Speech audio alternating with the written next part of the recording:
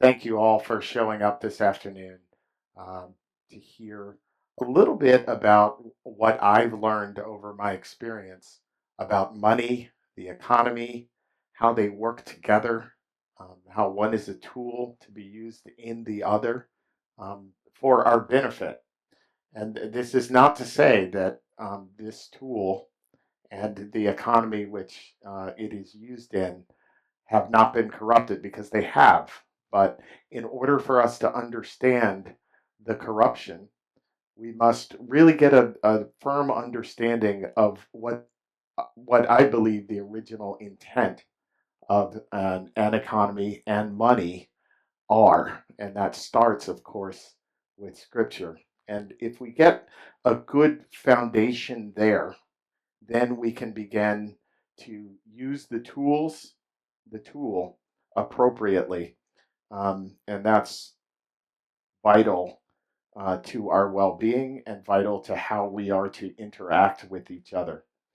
So I'd like to start by giving just setting the background and using some scripture and some verse to set that background. And then we can get into some detail, as much as you guys would like, about the monetary system, about economies in general, about how we should think about them.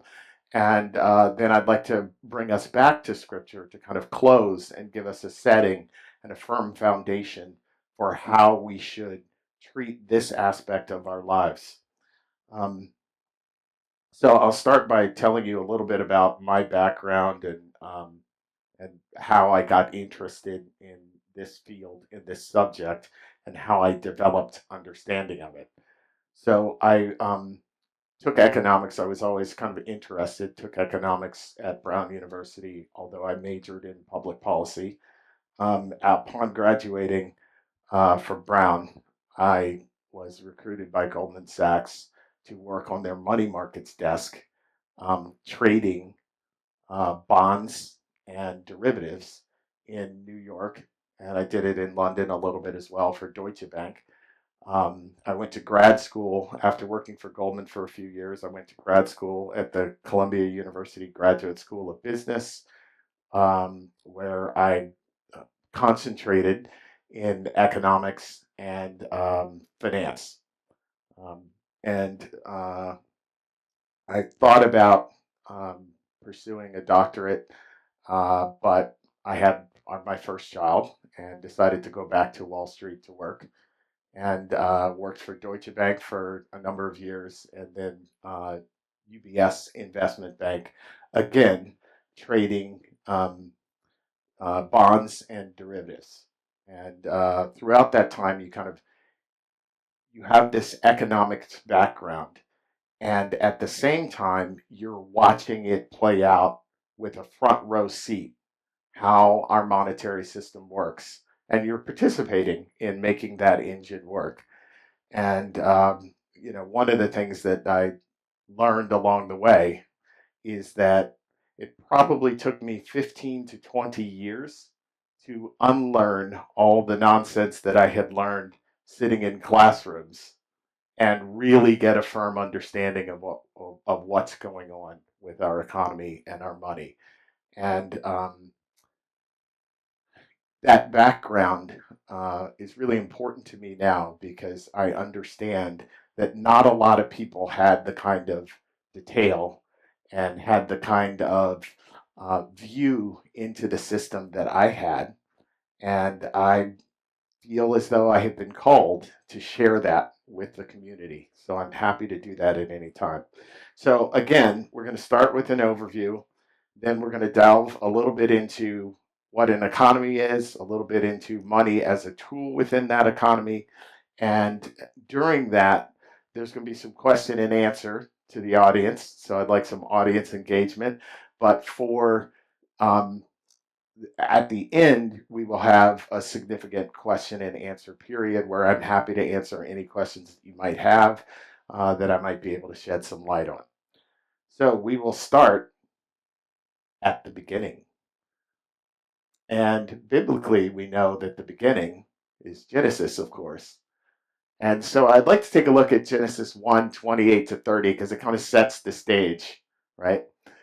And God said, "Behold, I have given you every herb bearing seed which is upon the face of all the earth, and every tree in the which is the fruit of a tree yielding seed. To you it shall be for meat, and to every beast of the earth, and to every fowl of the air, and to everything that creepeth upon the earth, wherein there is life, I have given every green herb for meat." And it was so. So at the beginning, we had a pretty good situation, but then there's a problem. And we all know that the problem is our sin nature. And so, very quickly, by Genesis 3, we get to see how the problem sets the stage for how we have to live today. So, obviously, we all know the story about what happened in Genesis 3, but I think this is really the vital point that sets the stage for why we need an economy. And unto Adam he said, "Because thou hast hearkened unto the voice of thy wife, and hast eaten of the tree of which I commanded thee, saying, Thou shalt not eat it, cursed is the ground for thy sake. In sorrow shalt thou eat of it all the days of thy life. Thorns also and thistles shall it bring forth to thee, and thou shalt eat of the herb of the field.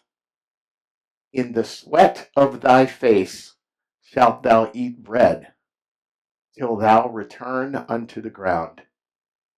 For out of it wast thou taken, for dust thou art, and unto dust shalt thou return." So we can see that our sin nature created a problem, and the problem is we have to work. Now, I know that there's a lot of our culture which denies this fact and says, "Oh well, we deserve, you deserve a living wage, you deserve health care, everyone deserves to eat." Um, Scripture says otherwise. Let's take a look at 2 Thessalonians 6 to 12. "Now we command you, brethren, in the name of our Lord Jesus Christ, that ye withdraw yourselves from every brother that walketh disorderly, and not after the tradition which he received of us. For yourselves know how ye ought to follow us. For we behaved not ourselves disorderly among you, neither did we eat any man's bread for naught, but wrought with labor and travail," that's the French word for work, "night and day, that we might not be chargeable to any of you, not because we have not power, but to make ourselves an ensample unto you to follow us. For even when we were with you, this we commanded you, that if any would not work, neither should he eat. For we hear that there are some which walk among you disorderly, working not at all, but are busybodies." A lot of them in the culture, right? "Now them that are such we command and exhort by our Lord Jesus Christ, that with quietness they work and eat their own bread." So again, started out great. We sinned. Problem is, we have to work to survive, and we will do that our entire lives. And if we, again, this is backed up, if we want to eat, we have to work. Now, this can encourage an incorrect attitude among us because we have a sin nature, right? And what is that attitude driven by? It's driven by fear, fear of not having. And that fear generates a need to grasp. I want. Of course, you want to be fed. You want to eat. You want a roof over your head. You want these things. But what we have to be careful of is that fear to grasp, to, to collect, to have, right? that drives an incorrect attitude. And we can see from Scripture that we are warned against the incorrect attitude. We'll start with Luke 12:15. And he said unto them, take heed and beware of covetousness, for a man's life consisteth not in the abundance of the things which he possesses. Proverbs 4:5. Labor not to be rich, cease from thine own wisdom. Wilt thou set thine eyes upon that which is not? For riches certainly make themselves wings. They fly away as an eagle towards heaven.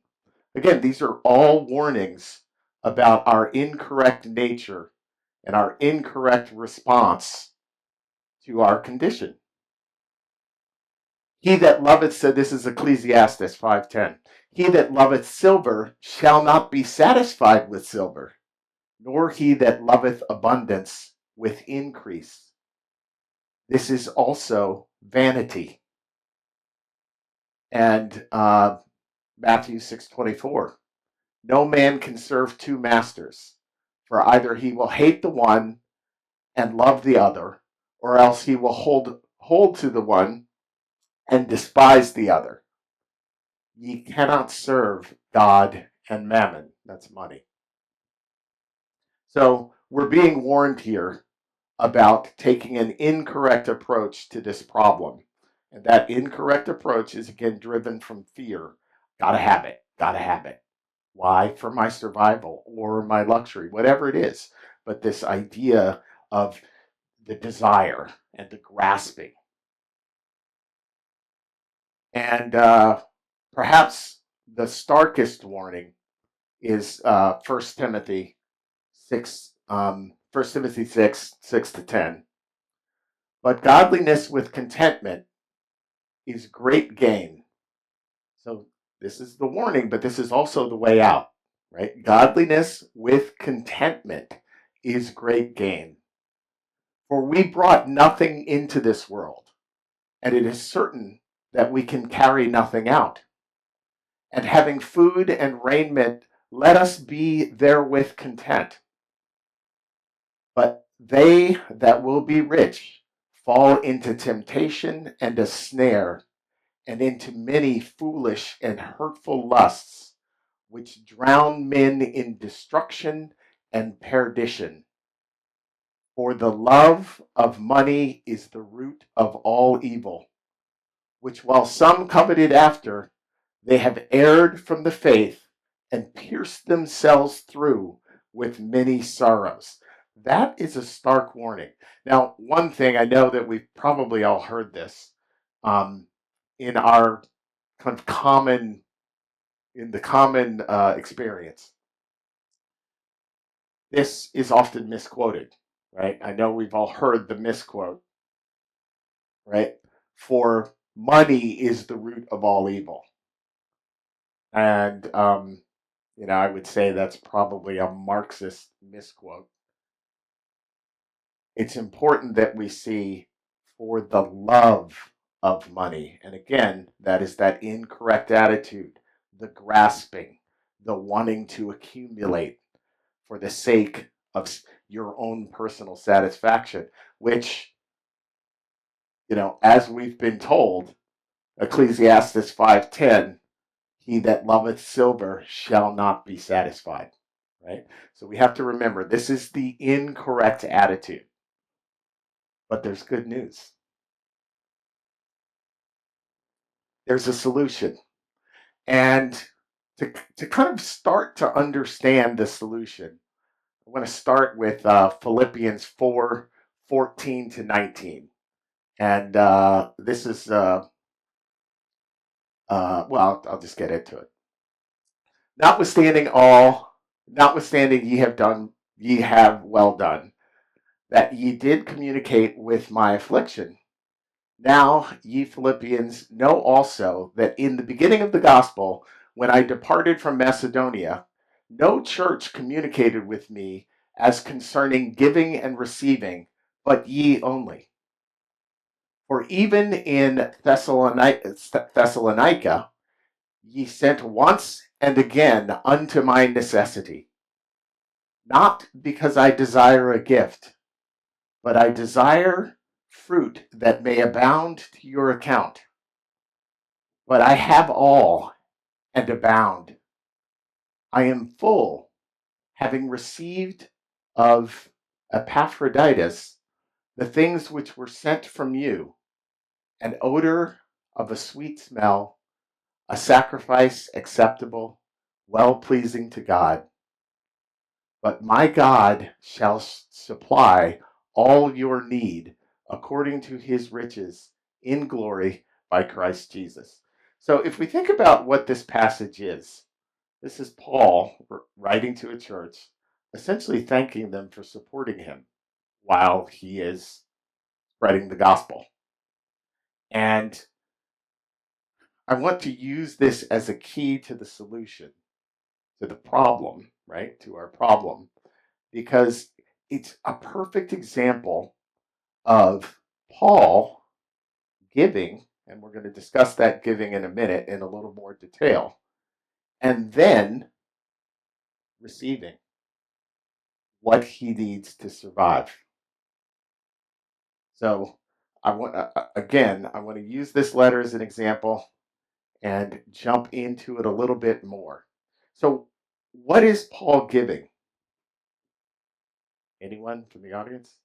He's giving his time, his gifts, right? That's the important thing. He is sharing his spiritual gift, in his case, teaching, and that's what he's out doing, right? And then there's a receipt for that, right? He gets given the sustenance which he needs to survive because he is giving with his gift, his particular gift. So this gets detailed with regard to the spiritual gifts a little bit in 1 Corinthians 12, 4 to 11. Now there are diversities of gifts, but the same Spirit. And there are differences of administrations, but the same Lord. And there are diversities of operations, but it is the same God which worketh all in all. But the manifestation of the Spirit is given to every man to profit withal.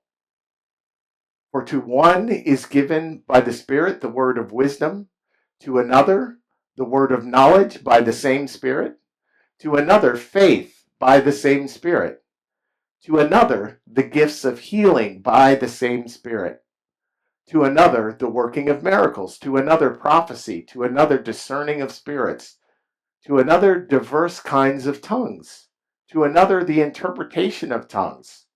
But all these worketh that one and the selfsame Spirit, dividing to every man severally as he will.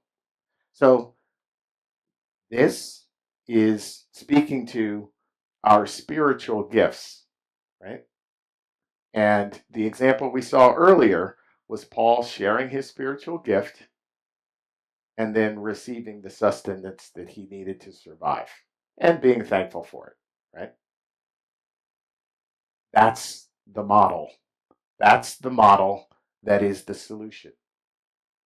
Because while we each have spiritual gifts, we also each have material gifts.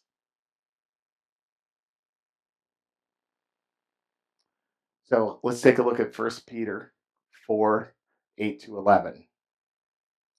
And above all things, have fervent charity amongst yourselves, for charity shall cover the multitude of sins. Use hospitality one to another without grudging, as every man hath received the gift. Some translations say a gift. Even so, minister the same to one another as good stewards of the manifold grace of God. If any man speak, let him speak as the oracles of God. If any man minister, let him do it as of the ability which God giveth, that God in all things may be glorified through Jesus Christ, to whom be praise and dominion forever and ever. Amen. Now, this is an important follow up to the last verse because it's suggesting that we have a responsibility to share our spiritual gifts with the community. They were given to us for all. And I would say that we have the same parallel with our material gifts. They were given to us by God for all. And this is where one more passage I'm going to take a look at here, which captures this idea in essence. Luke 6:38. Give, and it shall be given unto you. Good measure, pressed down and shaken together, and running over, shall men give into your bosom. Right? So again, all of this, well, the first couple of passages were addressing the spiritual gifts, but I'm using this as a kind of metaphor for our material gifts, which we all have. Some people are better at raising chickens and laying eggs. I don't know how many of you know the Paydens. They have marvelous eggs. Some people are better at building software. Zach Cole has done a tremendous job building software for projects in our community. So we all have these individual gifts. And I would suggest to you that, like with our spiritual gifts, the purpose of the gifts that we were given is to share with our community. And therein lies the purpose of an economy. So if we take a look at the meaning of the word economy, from an etymological standpoint, it comes from the Greek oikonomia, and that's household management, thrift, from oikonomos, a manager or a steward, important word there, from oikos, house, abode, dwelling. Now, our modern use of the term, I think Wikipedia has a good general definition, is an economy is an area of production, distribution, and trade, as well as the consumption of goods and services. So the idea here is the economy is essentially how we produce, trade with each other, that's the distribution and trade part, and then consume that which we have produced as a body. So as individuals participating in a body. So an economy is kind of like the body that provides us our material sustenance, which again depends on our work. So in this consideration of what an economy is, the important points that I want you guys to take away are this idea that it is a reflection of what we are supposed to do with, and we are commanded to do actually, with our spiritual gifts. Same thing with our material gifts. We have this problem. We all have to work to survive. We have a solution in that all of us have individual gifts that we can use, that we use in our work every day. And while some people may be good at farming wheat, others may not. They may not be efficient at it. And the economy, this system by which we can share and trade with each other our production, it's God's way of being efficient. It's God's way of being efficient with how we survive. Because if you think about it, we've been commanded that we have to work to eat. If each and every one of us had to grow our own wheat, chop our own wood, build our own house, and all the rest of it, we'd be fairly inefficient because some of us are better at that than others of us, right? So the idea that if we share with each other our skill sets, the whole body becomes more efficient. and the whole body is able to grow and thrive and survive. That is what an economy is. Now, we we kind of talked a little bit about the problem and the wrong way of looking at an economy. And that is, what can I get from it? What can I take? What can it give to me? What can it produce for me? And we'll get into it in a little more detail, but the right way to be thinking about it is, what can I produce for others? Like Paul did. I can use my gift to produce for others, hopefully a path to salvation. That was his goal, right? And he used his gift to do this. And in return, the church provided sustenance for him, right? So this is the model that is the solution that I want you guys to understand. Now, this is the part where we can get a little bit more technical about what an economy is, and I'd like to open it up just in this limited section for questions. If you have any, just throw up your hand as I speak a little bit more to the subject. So there's a couple different ways that we can think about how we behave in this in our economy, how we behave with our production, with our trade, and with our consumption, right? Think about these three things as being the aspect of our individual behavior. We can manage these things ourselves individually, or they can be managed for us, right? And this is the difference between what we would call a free market economy and what we would call a centrally planned economy, right?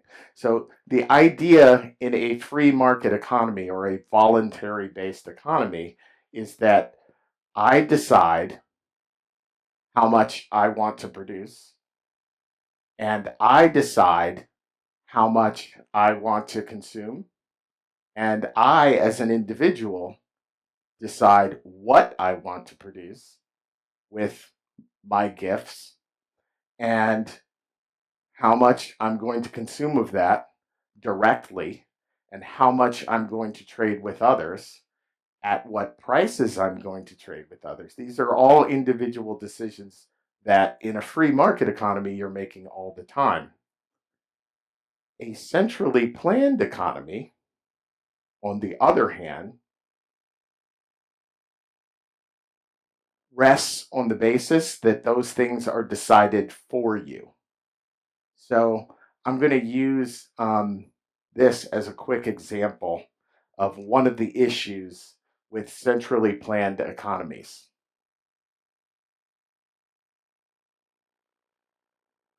Can someone from the audience tell me how much this shoe is worth? Anyone? No one? Zach? $20, Zach says. Okay. Can I get another bid? It's a designer shoe, $350, right? It's worth nothing without the other shoe, I heard, right? So this is a really good point. This shoe is worth more to me because I have the other one than it is to Zach. I don't know if I'd pay him $20 for it, but right, that's a key difference when we think about the idea of a free market voluntary economy and a centrally planned economy, right? That this shoe has a different value to me than it does to Zach for a number of different reasons. I may like the design of it. It may fit my foot better than it fits Zach's foot. I happen to have the other one. So it's very valuable to me, right? More so than to you. This is the idea. This is in economics, we call this a subjective theory of value, right? And the whole idea about individuals participating in a voluntary economy, a free market economy, rests on this idea of subjective theory of value.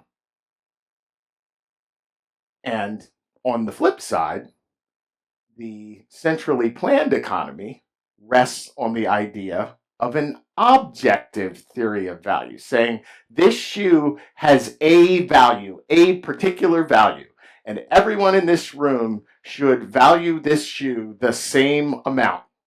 Now, Marx would say that the value of this shoe is equal to the materials, the cost of the materials that went into it, and the cost of the labor that went into it. And that's the objective value of the shoe. And everyone should pay that regardless.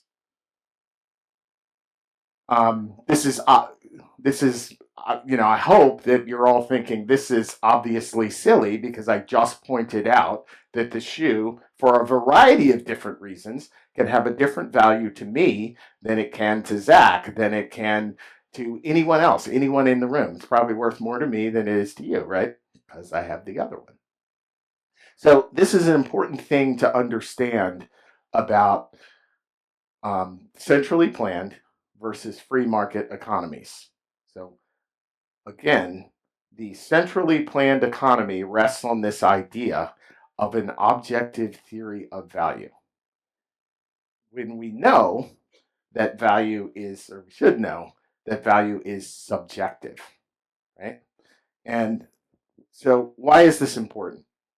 Well, as we gross up this idea, or as we kind of move up the scale of a subjective theory of value versus an objective theory of value, we have to consider this. If I'm seeking to optimize an economy, right? So to make kind of all of us get the most out of the economy that we possibly can, right? So we're maximizing the value that we receive as individuals for the effort and the work that we have to put out. Again, back to what our problem is, right? We have this situation where we have to work to eat. So ideally, we're maximizing our work. So what a proponent of a centrally planned economy will tell you is that, well, because value is objective, and I can tell you exactly how much this iPad is worth by measuring all the inputs to that iPad, and most importantly, the labor that it took to make that iPad, and that's exactly how much it's worth. And everybody should think about the value of that iPad that way. We should all think the same way because we're all the same. But we're not all the same. We've been given a diversity of gifts, as we saw. And each of us will have a different value for any particular good in our economy. And hopefully you will see where this creates a problem with central planning, right? So in order for this is just a little something to think about with regard to this argument. In order for a central planner or a committee of people to make determinations about our economy down to the individual level, how much are you, Mrs. Vallely, going to work? How much are you going to consume? What work are you going to do? They have to know your preferences.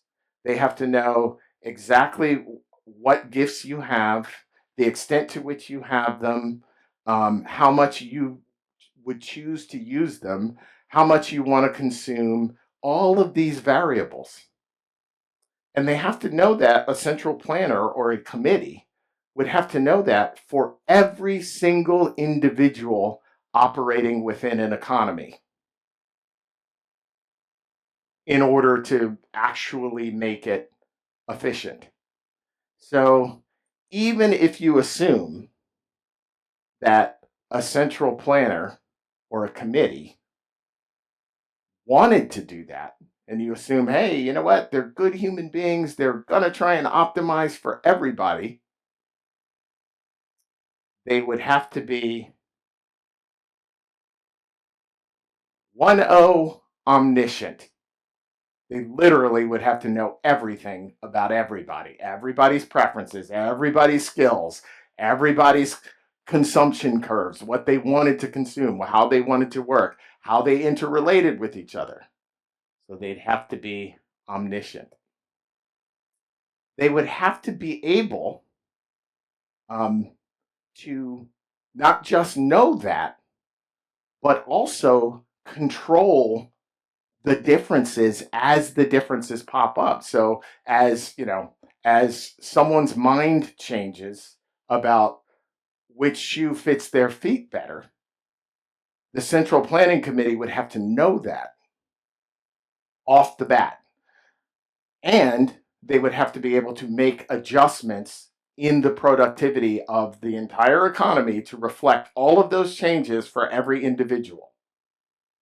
So that central planner or central committee would also have to be omnipresent and omnipotent. Omniscient, omnipresent, omnipotent. There's only one being that has that characteristic, and that's God.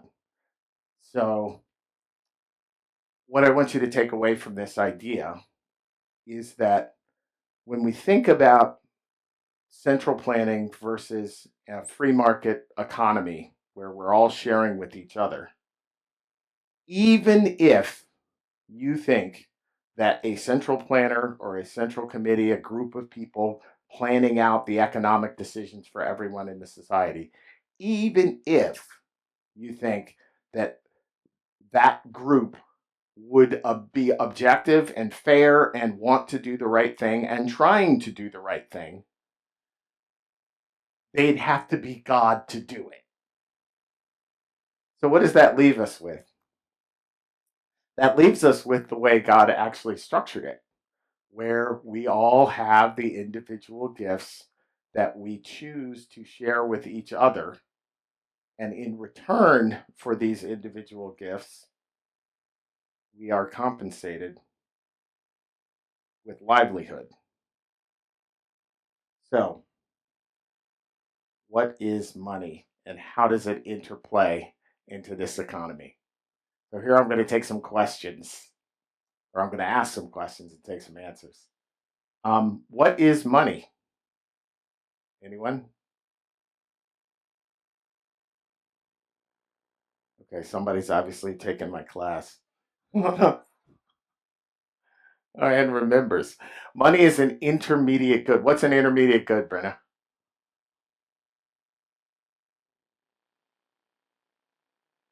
Well, maybe taken more than my class.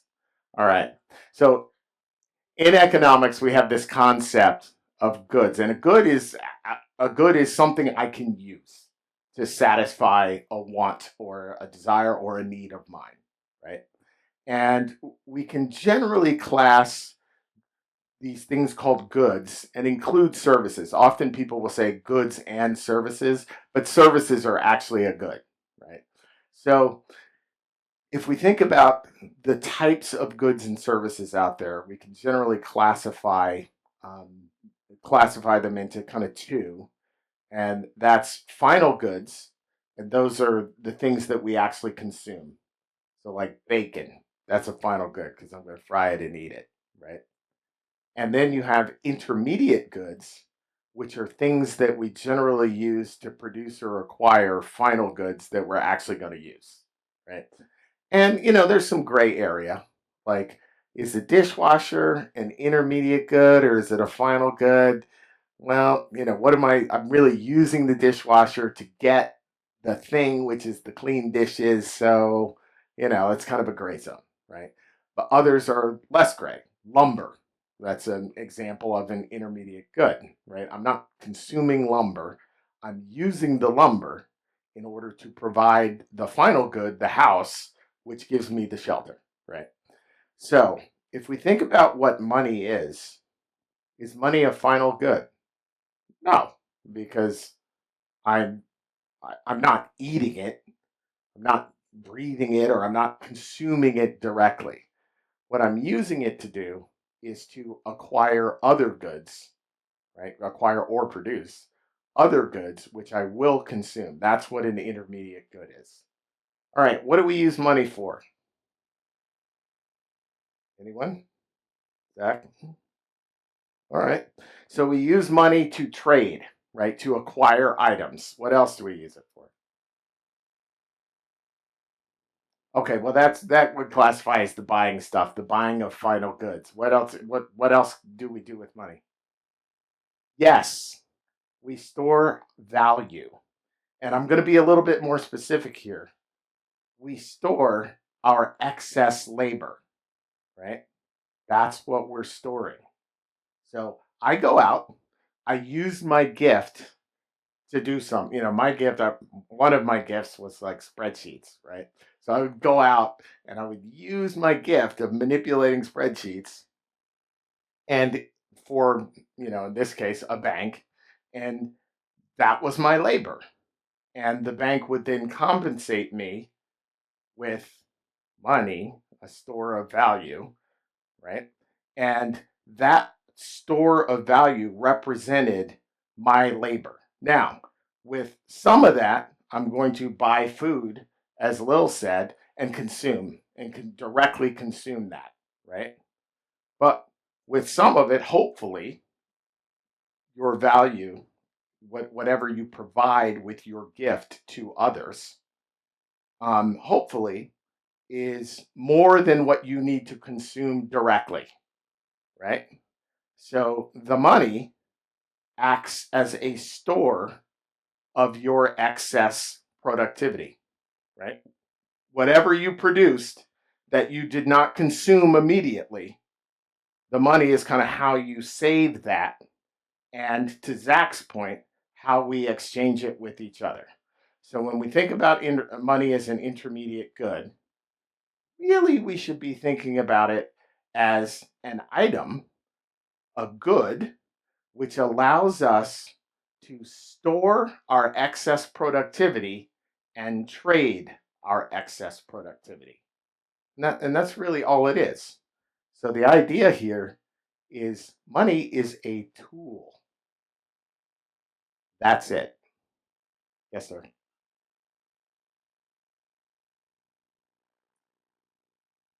So there's two ways in which we can use money to generate wealth, right? Oh, it's really one way, but let's split it into two. So we can lend the money to someone else, right? Who then engages in a productive enterprise, right? So essentially, in that transaction, what I'm doing is I'm saying, okay, um, if you want to start a business and you need to buy lawnmowers and trucks for your lawn mowing business, but you don't have the requisite excess productivity to buy those lawnmowers and trucks, you can go to a neighbor who has a store of this excess productivity and ask that neighbor, hey, would you, lend me some of your excess productivity for this productive enterprise? And he might say, you know what? Yes, I happen to have a pile of excess productivity. I think that enterprise is going to work. I'm going to lend it to you. Or he might say, you know what? I have a pile of excess productivity. I think that enterprise is going to work. And I'd like to buy some of that enterprise from you, right? That's in the first case, a loan or a bond, and in the second case, a stock. Both of these things are investment, right? So the idea is that I'm taking some of this excess productivity and I'm going to use it to create more productivity or help someone else create more productivity, right? Um, so yes, that's a use. I would like to make a very sharp distinction here between investment and savings. What I just described was investment, right? And oftentimes in my former profession on Wall Street, Everyone wants to convince you that investment and savings are the same thing, right? You should invest your savings. No, they are very distinct things. One is seeking to create a more productive enterprise, to create more productivity, essentially, right? And when you do that, you're going to be doing what? Taking risk. You're going to be taking risk that this productive enterprise actually doesn't turn out to be that productive because I'm not omniscient, omnipotent, right? And omnipresent, so I can't really tell whether it's going to be or not.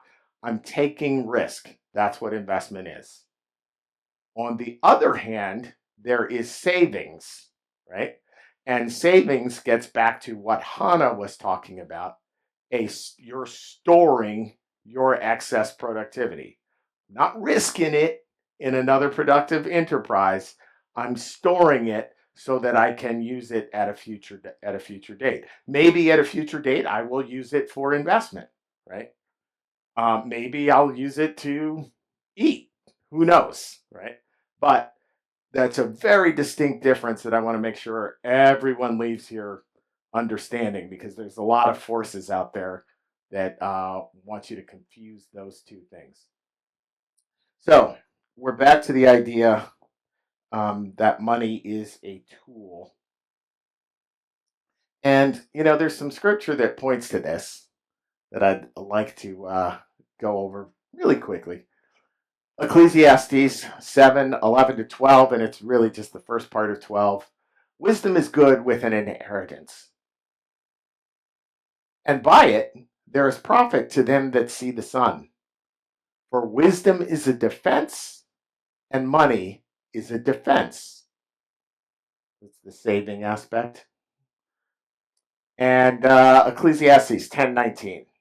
A feast is made for laughter, and wine maketh merry, but money answereth all things. So it's a tool, right? And a very useful one. And this points to the nature of it being an intermediate good, right? So even scripture is supporting that view. So now that we're going to talk a little bit about this tool, I'd like to go over what makes a good money. I know some of you have heard this before, but some of you haven't. So I'm going to ask, I'm going to throw it out there. What are the things that make a good money? What are the things that make a given good that we're going to use as money, as kind of like the common intermediate good that everybody uses to trade and store their excess productivity with? What are the facets, Maureen? Okay, all right. So that's called fungibility.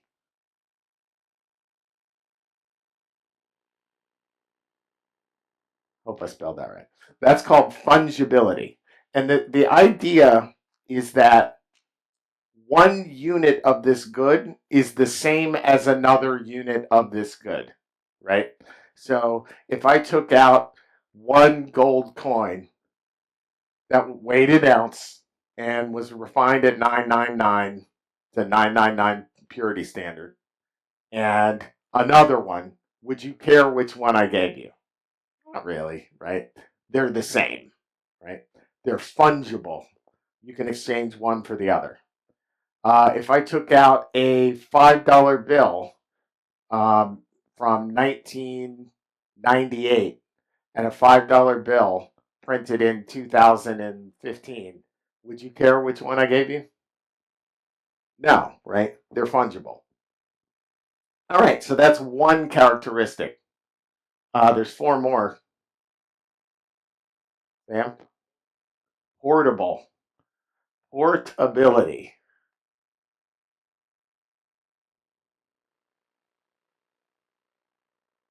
I hope I spelled it right.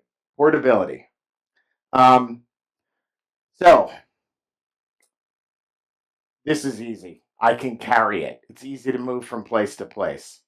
Now, historically, um, people have used, and in Africa, people still use cattle as money in some instances. Um, Decently portable, not very fungible. right? So maybe not a great money, and maybe that's why we don't use cattle now. All right, there's three more. Lil, durability. Yes, that's a good one.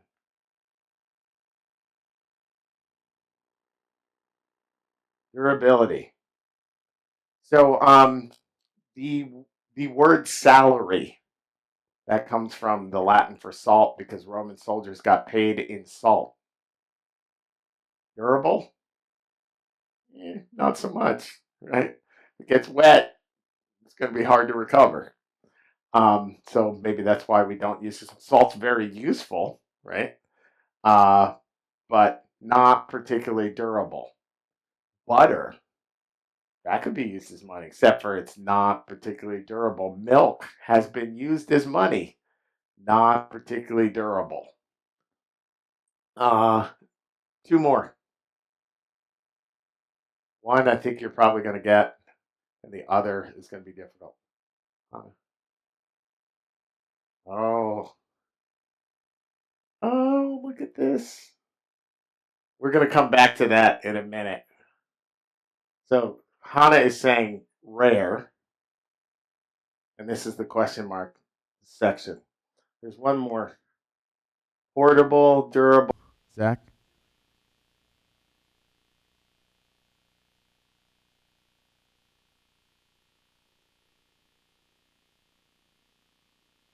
Okay. That's gonna speak to this a little bit, right? Because you would think that like if it's rare, there'll be more demand, but it'd be sure to be in demand, right? Is that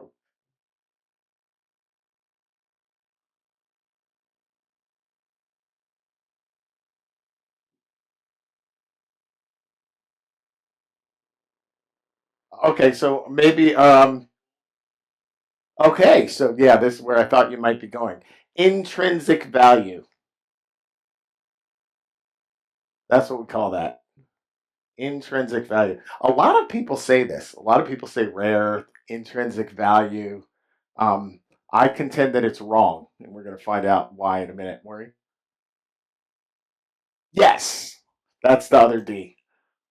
Divisibility.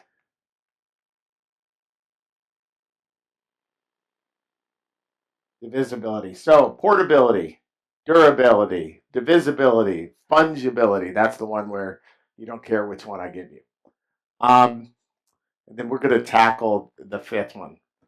Uh, Divisibility, obviously, you want to be able to divide it into smaller units, whatever good you're using. Again, we can go back to the cow example. Portable, yes. Durable, divisible, fungible, not really, right? So, not a great intermediate good. You will find that all the things that we commonly end up using as money have all four of these characteristics. So, like gold and silver, right? Very portable. You can carry a fair amount of value. Durable, yes. Divisible, it's you can divide them. Fungible, yes, right? So these are the characteristics you want to look for a good money. But let's get to this fifth one. Rare and intrinsic value. What both Zach and Hannah are searching for here is something that makes me know that somebody else is going to accept it, right? Something that gives me some degree of certainty that this thing which I'm going to use to represent my excess productivity is going to be useful in the future.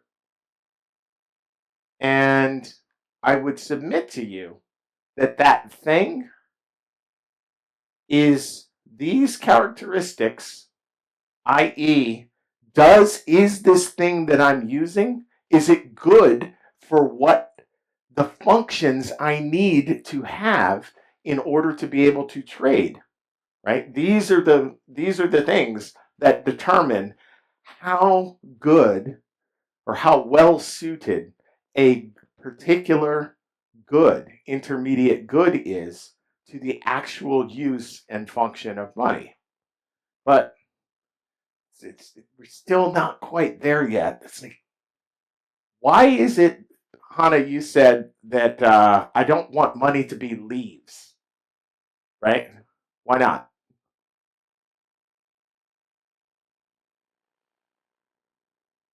Why? Why not? Anyone can go and just pick up a. I got leave. The girls are constantly telling me, Dad, I don't want to have to rake the leaves. If leaves were money, right? We'd all be rich. It grows on trees, literally.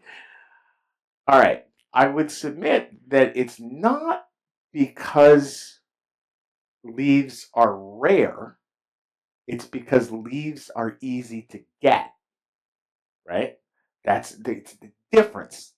There's a difference between rarity and easy to get. Now, oftentimes we conflate them. Like if it's rare, i.e., there's less of it, that probably means that it's harder to get, right?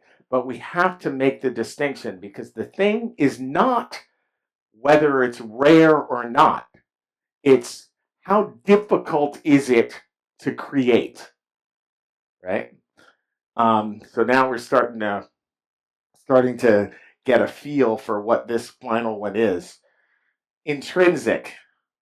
So Zach points out, well, the intermediate good that we want to use as a good should have another use that people use it for because that will be the basis of its value, right?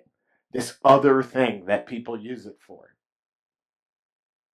Um, there are a fair number of people who say that. I actually believe that not to be the case. Part of the part of the way to kind of think about that is if an object makes for a good money, right? It's a it's well suited to the purpose of being money. All these things.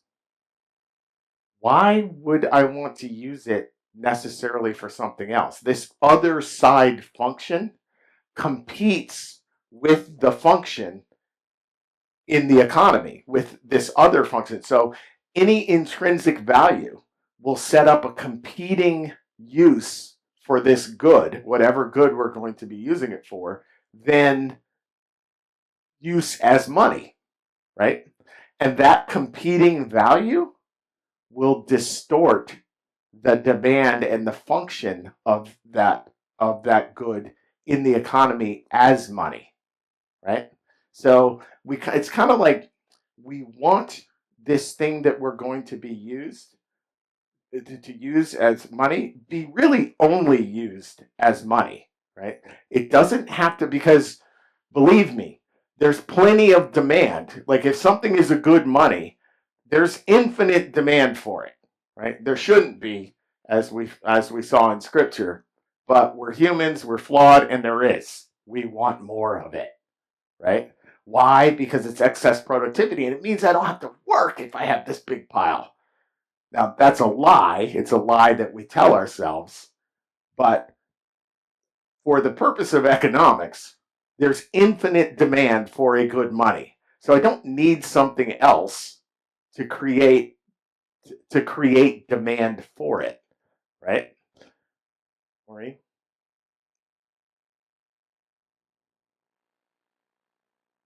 Mm-hmm. Mm-hmm. Well, silver and gold do have industrial uses. Um, and those industrial uses do compete. To Zach's point, Zach brought up jewelry. I would submit that jewelry is just a way of storing money, basically, and displaying that you have it. But those industrial uses do compete with the monetary use, right, for silver. Um, Personally, I don't think that's a bug, not a feature. Is what I'm trying to. It's very difficult to find items that only have one use. What I want folks to understand is that this idea of intrinsic value is probably going to happen because of what I just said. That there are very few items, very few things that only have one given use. But I want you to understand that that is not where money derives its value. It does not derive the value from alternative uses, right? And remember this idea that there's infinite demand for money. So I don't need something else to be creating demand for it, right? All right, so what is the problem? We're going to go at this, get this last one from a different angle. What is the problem with the US dollar as money?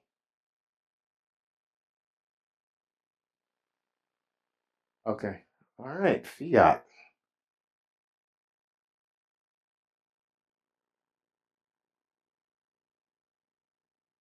That's the Latin for it is done, right? So to describe something as fiat money means that basically we, the body, that is supposed to be using our skills to exchange our productivity with each other so that we can survive and thrive, we, the body, did not choose this intermediate good.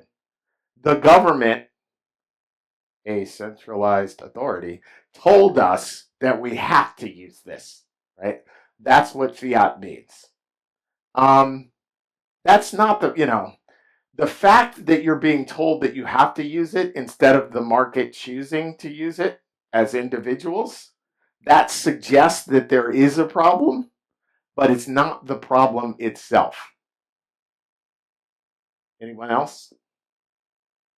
No, I don't know if I. Yeah, you know what? I have one example. Yes, Lo? Okay. He's ruining it for me. All right. So I have a $5 bill right here. Does anyone want to change? I'll give you this $5 bill and you give me a 20? No. Why not? It's not worth the same, but they're both printed on paper and they use about the same amount of ink. And why aren't they worth the same?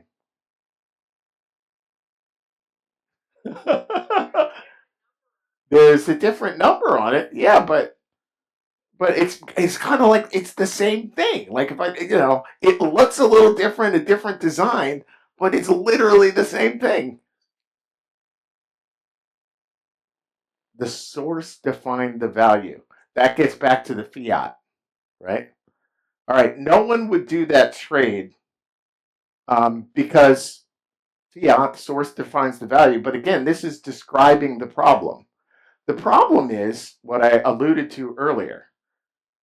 There is no difference in what it takes to produce this $5 note and a $20 note. The cost to produce these two items is exactly the same, pretty much. There might be ink difference, but that'll be minute, right? So this really becomes a question of the marginal cost of production. MCP, this is an economics term that essentially means what is the cost to produce the next unit? And the reason you wouldn't trade a $20 bill for this $5 bill is that the $20 bill by fiat, because it has a 20 on it, represents 4 times the value of this. Just like this represents 5 times the value of a $1 bill. But there is no marginal cost of production difference, right? So in order for me now, if we're dealing with ounces of gold, if I had 1 ounce of gold, that means I had to dig up, I don't know what it is, but let's call it a ton of earth. I had to sort through that earth, get the gold, and use a bunch of chemicals to get to leach the gold out of that. Then I gotta, boil that gold. Then I gotta mine it, mint it, and everything, or mint it rather, and everything else. So that's like a lot of work. And to produce 5 ounces of gold, 5 times as much, I have to do 5 times as much work, right? Because gold has a relatively consistent marginal cost of production. The cost to produce the next unit is significant and consistent. And that is the quality that gives the money the value. The problem with leaves is that there's almost a zero marginal cost to producing the next unit, right? Now, we could actually use leaves as money if they were durable, which they aren't. They're portable, they are divisible, they're not fungible, right? But if they met all those characteristics and there was some process of turning the raw leaves into the thing which we used as money, like you had to like sew them in a certain pattern or something that created a marginal cost of production, then it would work, even though they're everywhere, right? Because just like every other good in an economy, money has producers whose function, whose gift is to produce the thing that we use as this intermediate good. And when you have something like gold or silver, you can see, oh, well, that's the guys who mine and refine and mint it, right? Those are the producers of the money. In our modern system, we also have producers of money, and those producers have zero marginal or near zero marginal cost of production. So, in an economy, when a good has a near zero marginal cost of production, like our Econ 101 tells us that the price of every good will eventually reach its marginal cost of production, right? And if the marginal cost of production is zero, then the price of your money is going to zero. And, we've seen that happen with the US dollar, the example I just given, just, right? Because, and that's again because if it doesn't cost me anything to produce this, and I can just keep producing it, and somebody is telling people that they have to take it, then that's a great business to be in, right? It's pure profit. So again, I want to get back to the idea that these are the 5 characteristics that make the tool. Sorry, I'm going to have to pull this back up again. That make this tool that we can use in an economy a good tool. Any questions on that? All right, so I started to talk about how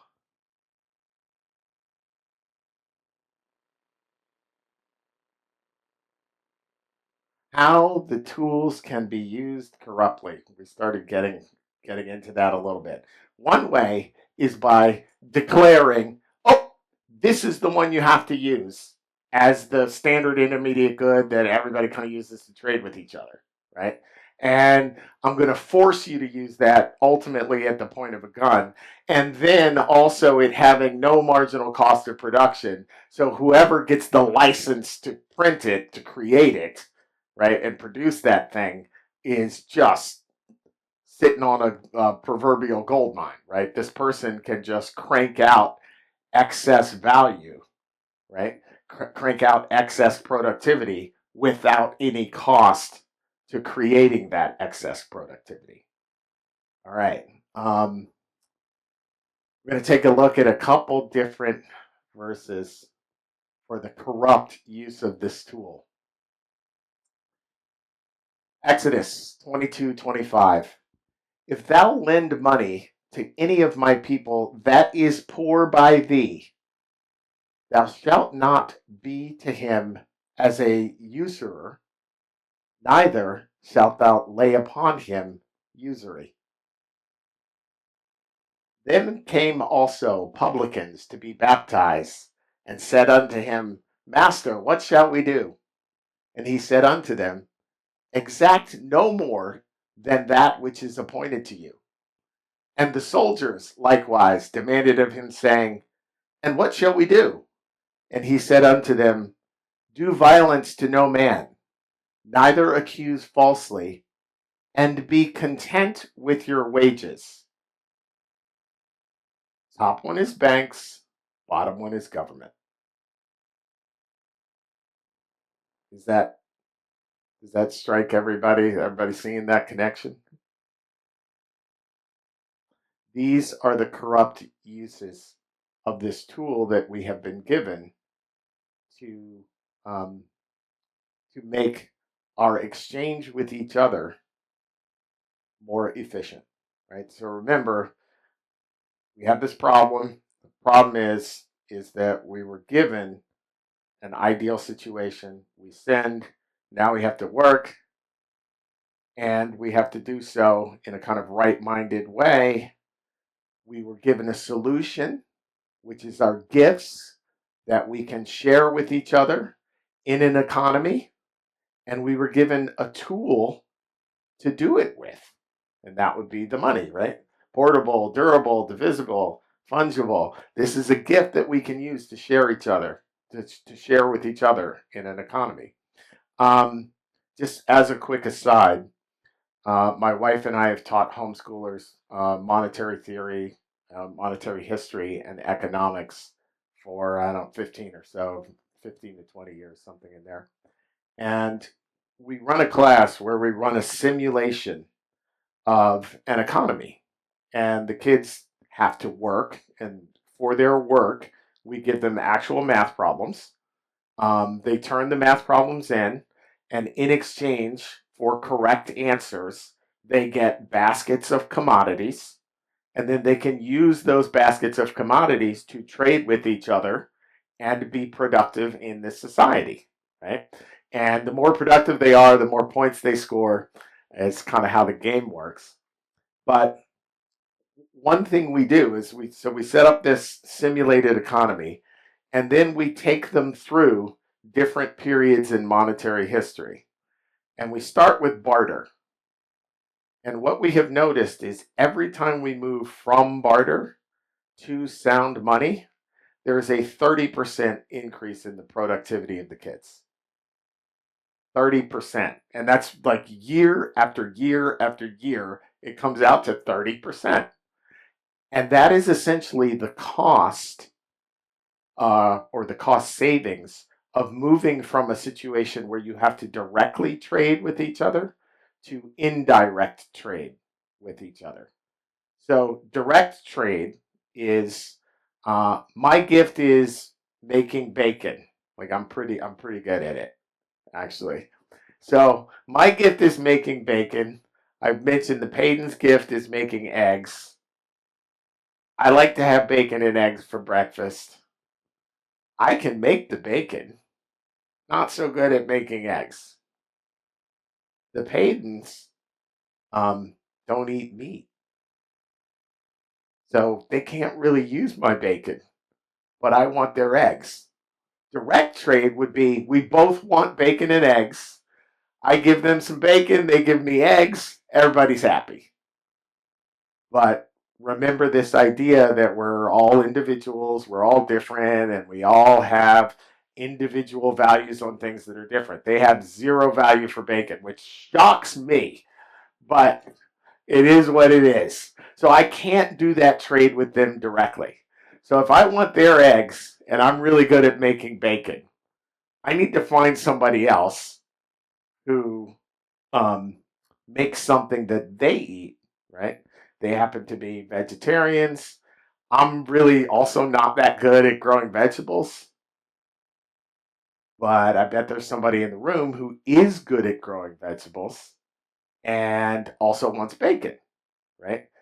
And I could set up an indirect trade with that person. So I would go to them and I'd say, here's some bacon, give me your greens, and then I take the greens, and then I have to drive all the way over to the other side of the county.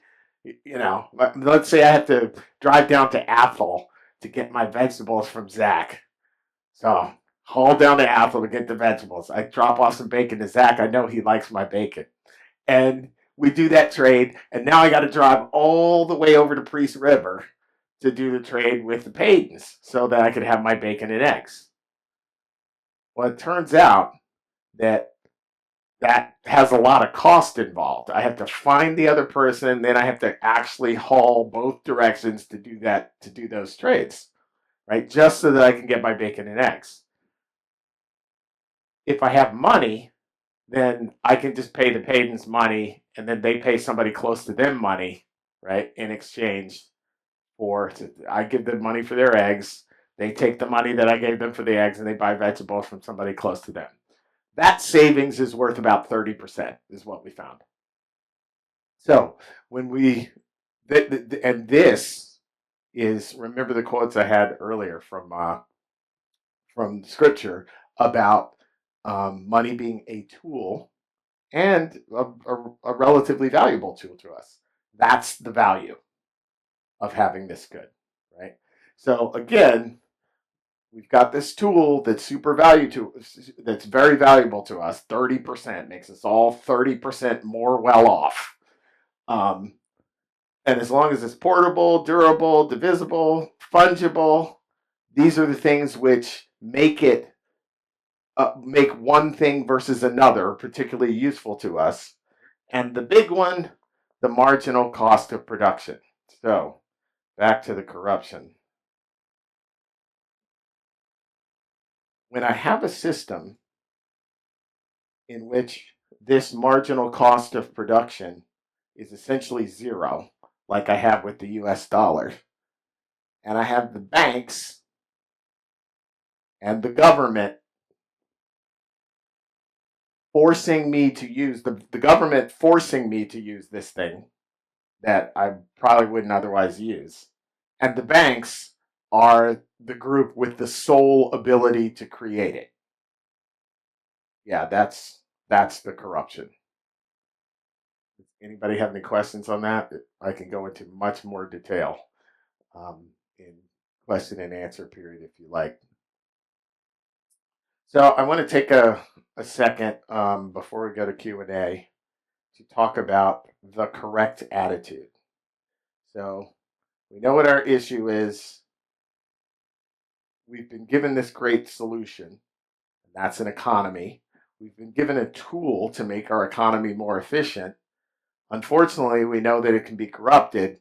What is the correct attitude that I want everyone to leave here with about how we view money and the economy? Well, we're going to turn to Scripture again and start with Ecclesiastes 5:18 to 20. Behold, that which I have seen is good and comely for one to eat and to drink and to enjoy the good of all his labor, that he taketh under the sun all the days of his life, which God giveth him, for it is his portion. Every man also to whom God hath given riches and wealth, and hath given him power to eat thereof, and to take his portion, and to rejoice in his labor, this is the gift of God. For he shall not much remember the days of his life, because God answereth him in the joy of his heart. And I'd like to tie that with 1 Corinthians 10:31. Whether therefore ye eat or drink, remember the reference to eating and drinking above, or whatsoever ye do, do all to the glory of God. So this is to say that, again, we were put in a great situation, kind of messed it up. As a result, we have this problem. We got to work to eat. But we're supposed to rejoice in that work. And I would take it a step further. We're supposed to rejoice in the sharing of that work with our community. And we have the tools to do it.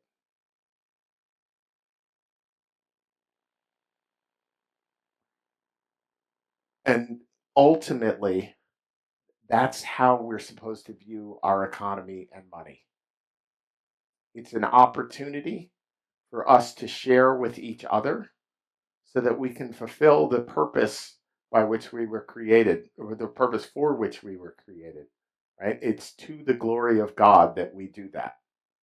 And if our approach is one of what can I do? How can I use my gifts and my ability, both my spiritual gifts and my material gifts, by the way, to share with others? Then when the money is good and not corrupted, I can go back to the slides earlier, right? Then it will be a blessing to me. The economy that I've been given and the tool that I've been given to use it. Now, our problem is that, as I kind of pointed out, our money is not good currently, and it is uh, being used in the incorrect attitude. How much can I get? How much can I keep? Gimme, gimme, gimme, right? And we see both the government and the banks doing that on a mass scale, and all too often we do it ourselves individually. So this is why I want to leave you with these two verses, because they put our mindset in the right place for how we should view our economy and our money. And, of course, we're going to be, as a community, we have to find ways to fix the corruption. And I'm happy to talk in detail about any of that. But for now, we'll open it up for questions and answers. All right. Mhm.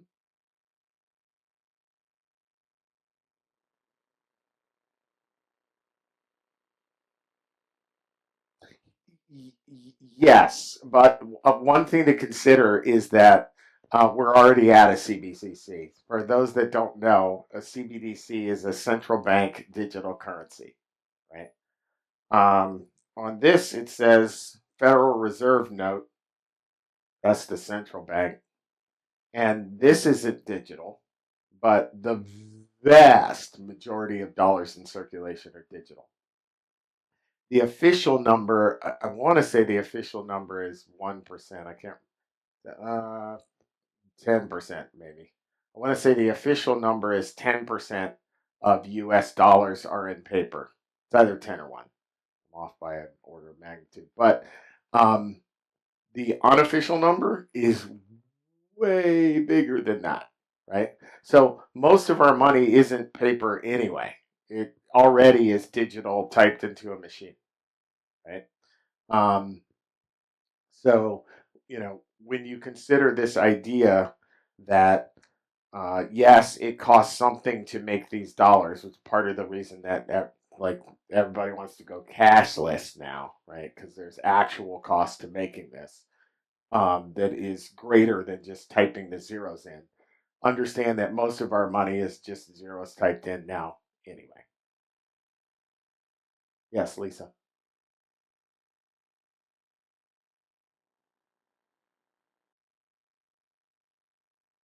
Okay, let me address three things there. I'm gonna see if I can remember them in order. One was use cash, right? And what's the benefit of that? The second one I think was um, the second one, if yeah, energy use and for crypto, right? Which would be a marginal cost of production, right? So I'll talk about that. And then the third thing is the federal government CBDC and what does it do? All right. So first, yes, you're right. Use cash. Here's why you use cash, right?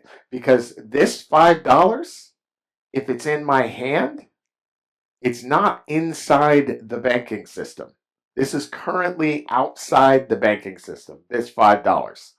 Now, what that means is that the banks cannot use this $5 to create 50 new ones, right? So, um, the idea is if I am carrying this around in my pocket instead of having it deposited in my bank, this $5 stays $5. If I deposit it in my bank, the bank says, oh, I have $5 here. I can create, it's actually a little less, but I can create like 50 more brand new ones with no marginal cost of production. And when the bank creates 50 brand new ones with no marginal cost of production, what happens to this one? Yeah, it goes down, right? And the reason being, again, this is a relative thing, that when the bank does that, right, they just create $50 because they have five in the bank. There is no additional gain of economic activity, right? There's no additional actual real productivity in the society, right? So the level of total productivity in the economy is staying the same, but the amount of dollars in the economy are increasing. Obviously, that means that it will take more dollars to buy that same level of productivity, or in a unit of that same level of productivity. So remember, it's a relative thing. A good monetary system will expand and contract at the same rate as the productivity in the economy expands and contracts, right? And that's what that will tend to happen. It's not always perfect. There will be ups and downs based on new technologies, new discoveries, that kind of thing. But ideally, when you have individual producers of money who are not regulated by a bank and a government, they're just kind of free market producers. And there is a relatively consistent and significant marginal cost of production of the money. So, let's take the gold example again. If I'm the gold producer and producing another unit of gold will cost me more than that unit of gold will fetch me on the market, I won't produce it, right? So the demand for money and the supply of money will tend, like just about every other good in a free market, will tend towards price stability at the marginal cost of production, right? So if there's lower demand for money, and therefore the price of the money is such that I can't produce it at a profit, I won't. And when there's greater demand for money and the price for money is such that I can produce it at a profit, I will. The reason we have the current structure that we have is that there is no marginal cost of production. The banks have an exclusive license on the ability to be able to create it that the government gave them. Many would say, in contrast to their constitutional authority. Um, the banks have to form a cartel in order to regulate the production of it, because they would literally produce it until it was worth zero almost overnight. So they have a cartel, and that cartel is the Federal Reserve Bank. And that cartel regulates the production such that it doesn't lose all of its value immediately, but it just loses it slowly over time. All right, so so is everybody understanding why you don't want to keep your, it's better to use cash than to use your debit card, for example. All right, so that's number one. Number two, um, the use of energy as a form of marginal cost of production for cryptocurrencies. I'll go into that really quickly. Does everyone here know what a crypto is? A cryptocurrency? Like a new digital currency. All right. So, crypto is an idea that we can have a digital token, right? And that digital token can serve as money. So it's infinitely portable, really easily divisible. They're not always, but they can be extremely fungible, um, durable. Yes, as long as there's an internet, very durable. there's not an internet, durability goes to zero. Um, and here's where we're going to talk about the energy use and the marginal cost of productivity. In traditional cryptocurrency, so like I'll use Bitcoin as an example. In Bitcoin, it does have a significant and relatively stable marginal cost of production, which is a good thing. And as Lisa pointed out, most of this is energy. And the reason most of it is energy is because the actual production process for most cryptocurrencies, and we'll use Bitcoin as an example, is solving a math puzzle that is very difficult for computers to solve, right?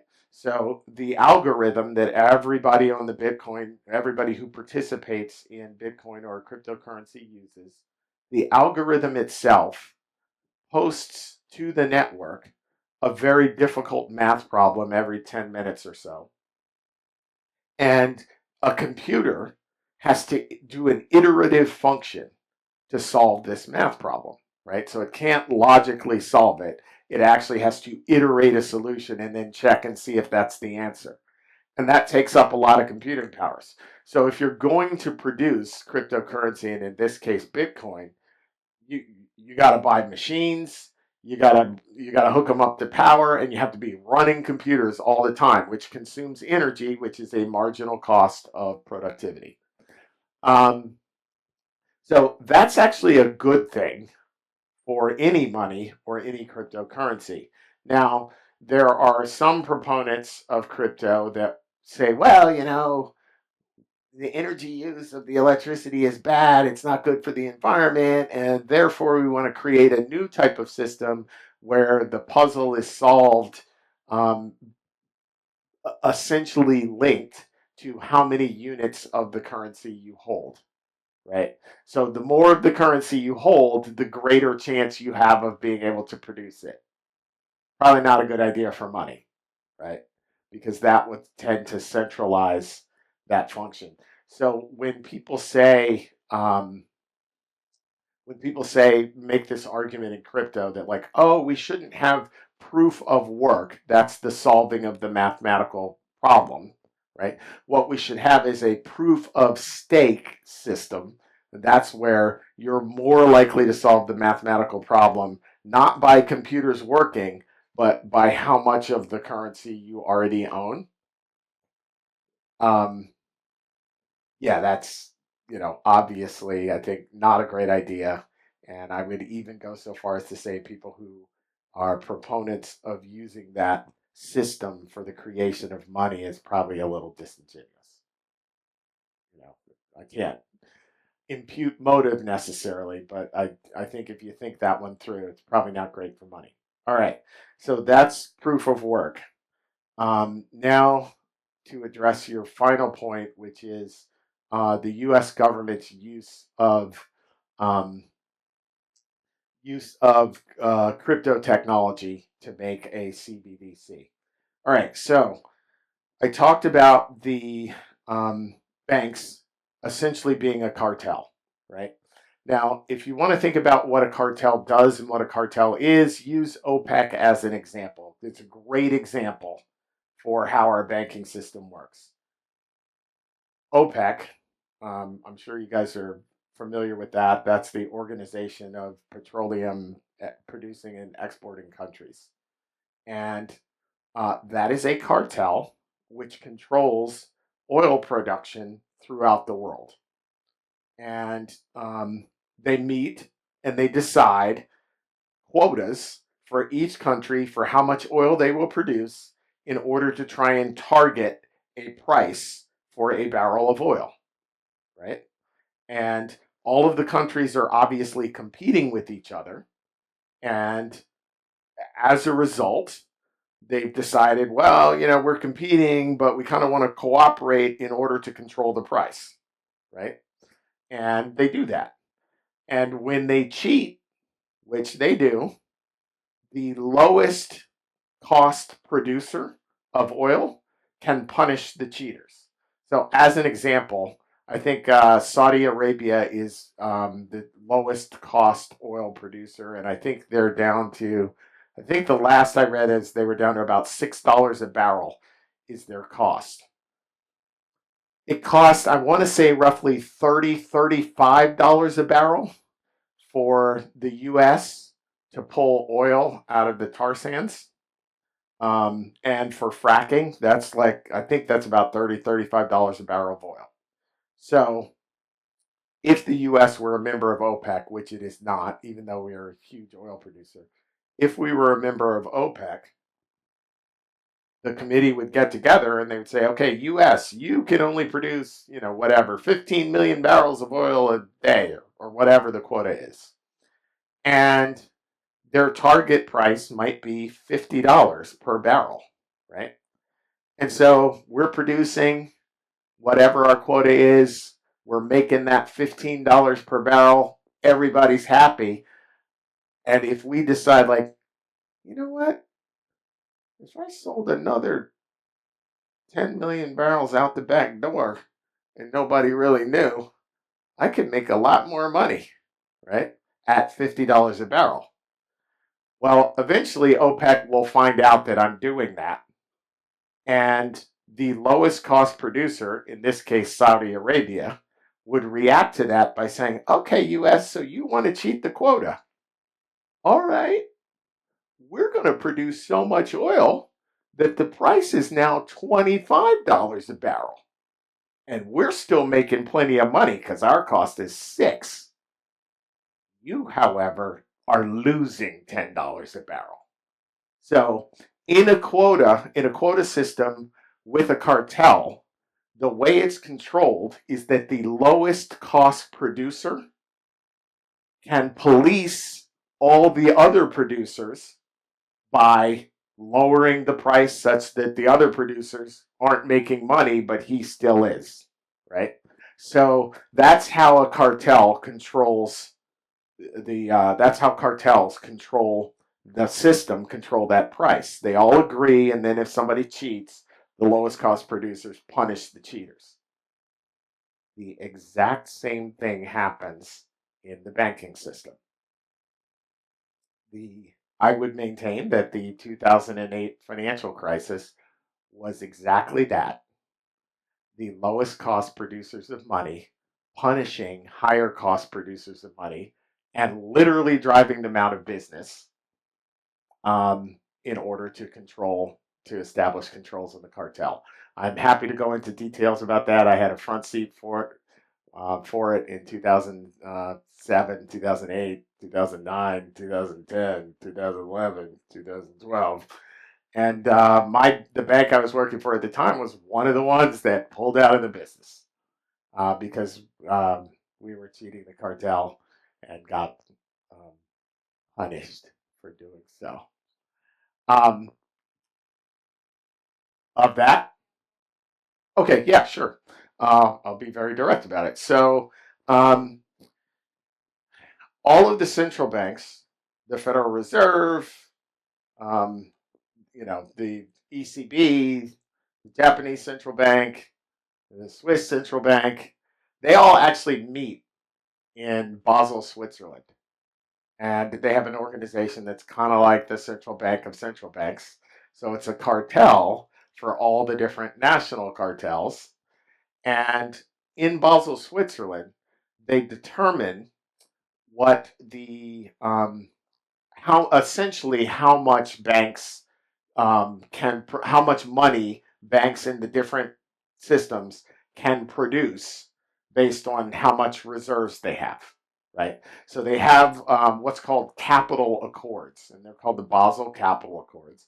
And the Basel Capital Accords basically lay out how leveraged a bank can be. And when a bank is leveraged, that means it's got $5 actual dollars in deposits, right? And how much can it lend out based on how many deposits it has, right? That's broadly speaking a measure of how levered a banks are. Banks are extremely levered, more so than you know.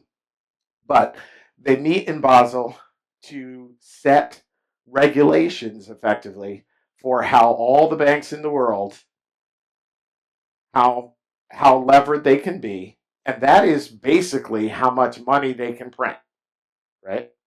And um, so you've got these capital accords, and the banks are constantly, just like any competitive producer in a cartel, trying to figure out ways that they can kind of produce more than what maybe they're supposed to be producing, because it's profitable, right? If it costs me zero to make this, probably want to make, and somebody's given me value for it, I probably want to make more of it, right?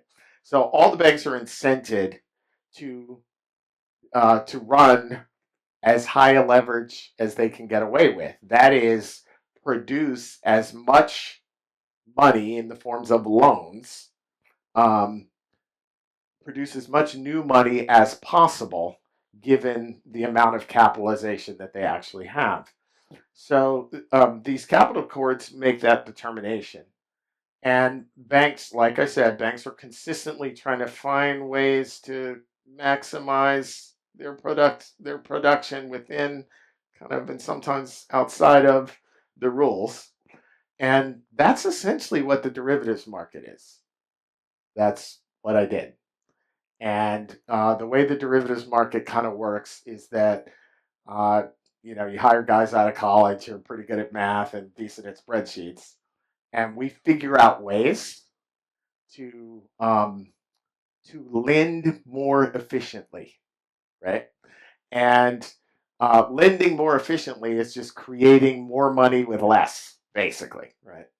And eventually, the regulators catch on to that, and they're like, "Wait a second, you guys can't do this," right? And they give you a new regulation, and then you kind of figure out another way to lend more efficiently. That was just the game.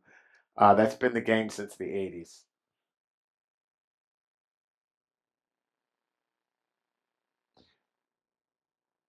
Yes. So, well, I would put it this way. The Now it's kind of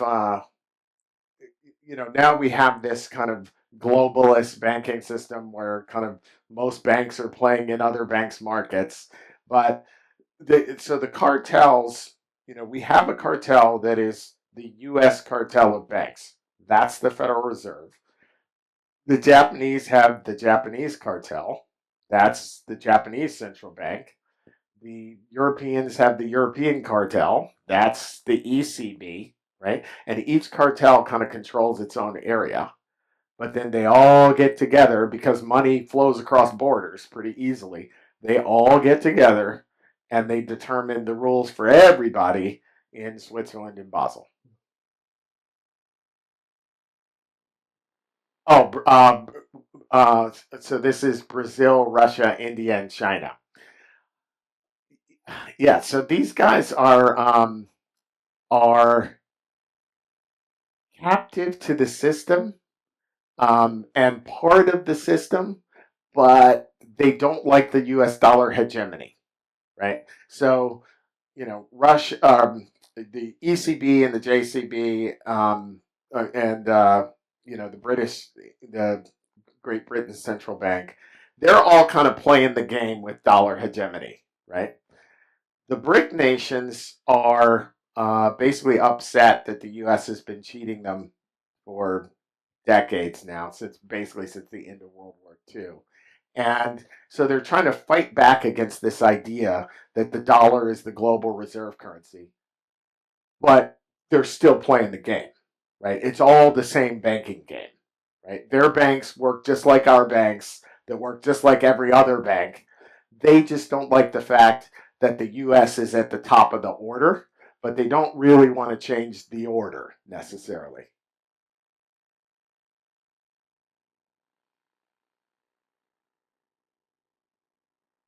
Okay, so this is where we can.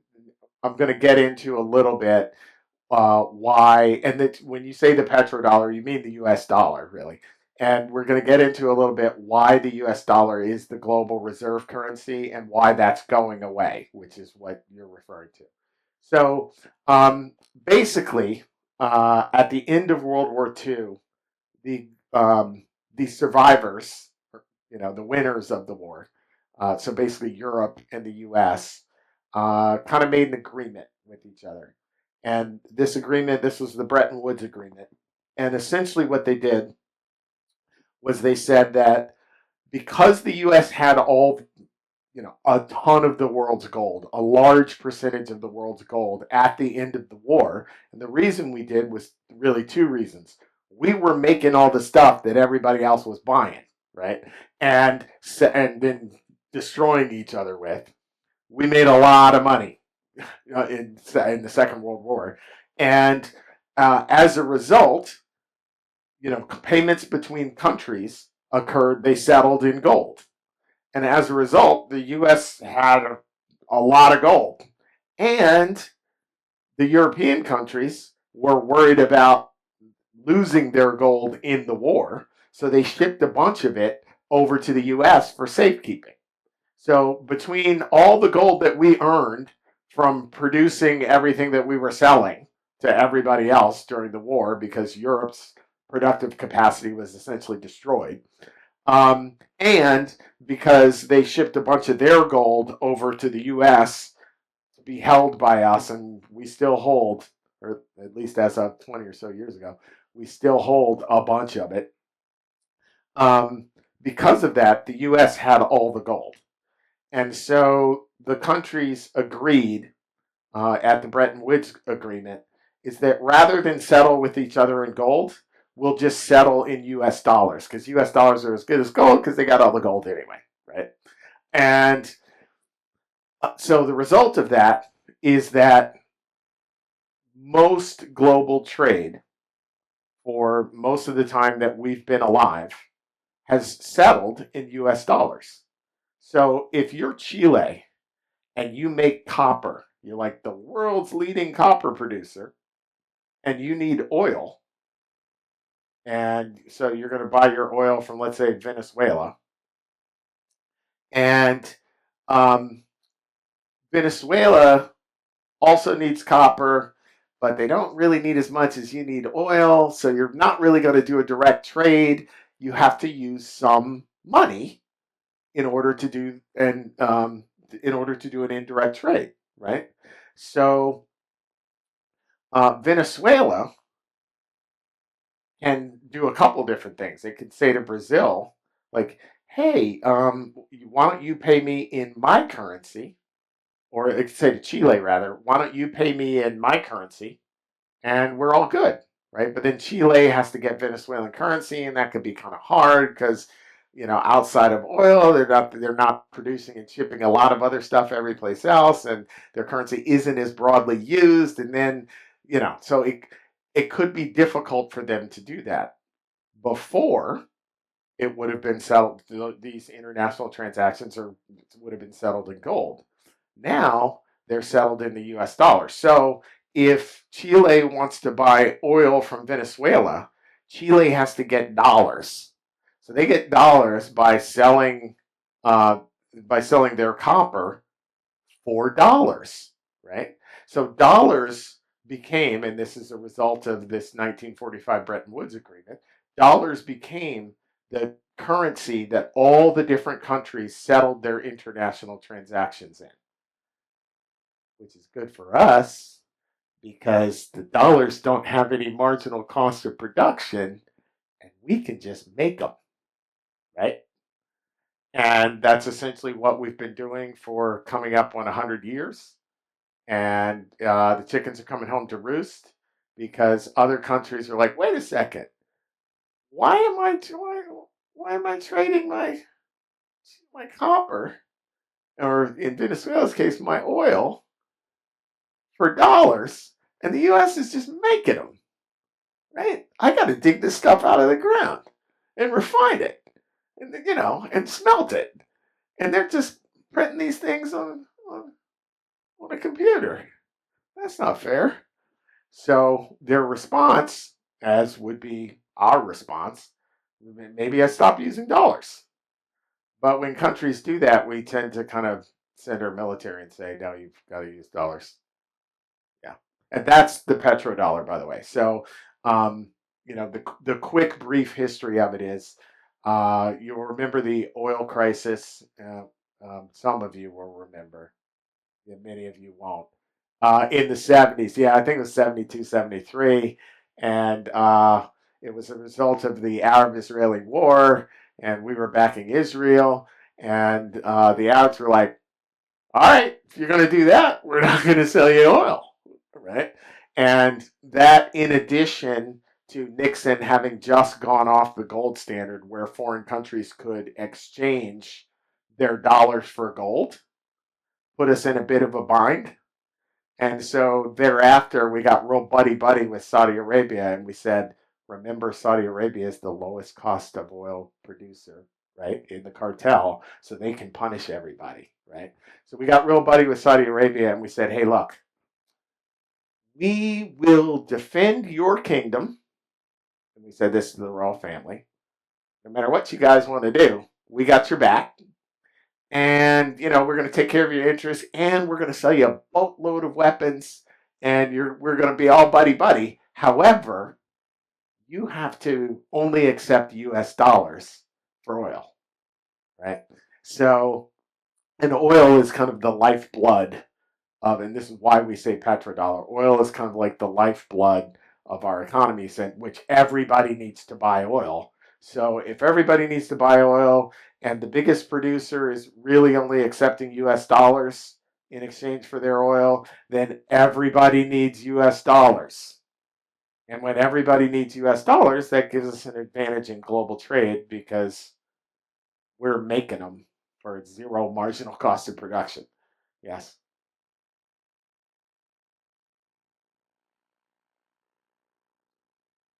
Yes, some of the countries have pulled their gold back to the country, to their own countries.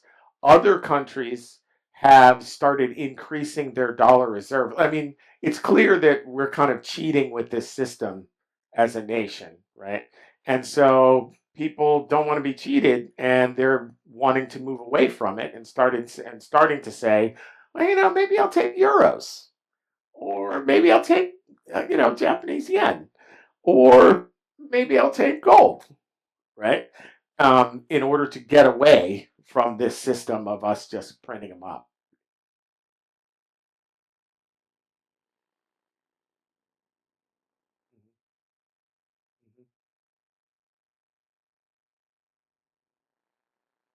Well, no, we won't. And part of the issue with and this is speaking to oil more than money.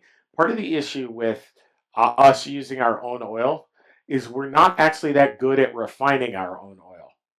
So it's actually more efficient for us to ship our oil elsewhere to places that are good at refining it, and then buy oil that we're good at refining.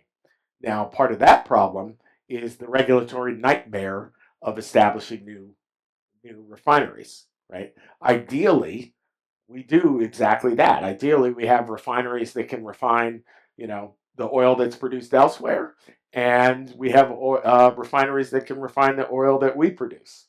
But we don't have a lot of refineries that can refine the oil that we produce, and so that's why, even though we're one of the world's largest oil producers, that's why we import so much oil.